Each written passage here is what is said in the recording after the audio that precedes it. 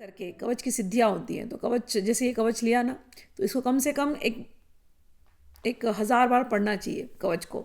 और पढ़ करके एक पेपर में लिख लेना चाहिए इस कवच को। और छोटे से पेपर को ताबीज में डाल करके अपने गले में बांध लो या बाहू में बांध लो। तो यहाँ पर कह रहे हैं कि इस कवच को कोई बांध ले अपने बाहू में या अपने गले में, तो उसकी हमेशा रक्षा होती है। लेकिन कवच के लिए वही है कि उसकी सिद्धि करनी बहुत ज़रूरी है। और बांधने इत्यादि से भी मनोवांछित फल मिल जाते हैं।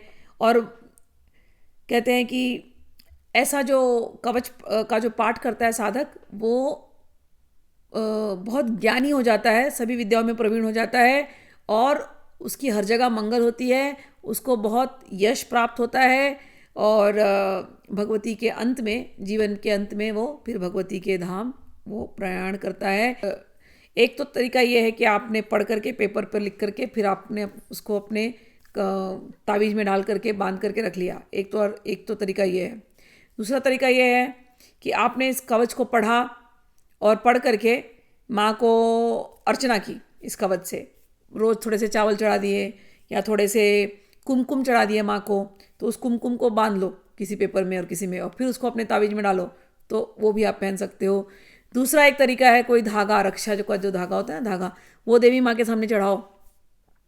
इस कवच को पढ़ो, देवी माँ के सामने चढ़ाओ और इसको अपने हाथ में बांध लो, तो ये आपकी रक्षा करेगी।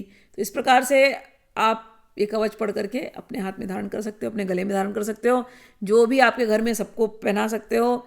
और इससे आपकी जो 10 महाविद्या है, इस कवच में 10 महाविद्या का नाम है, तो 10 की 10 महाविद्याओं की शक्ति आपकी हमेशा रक्षा करेगी। चलिए, जय माँ, जय कामाख्या।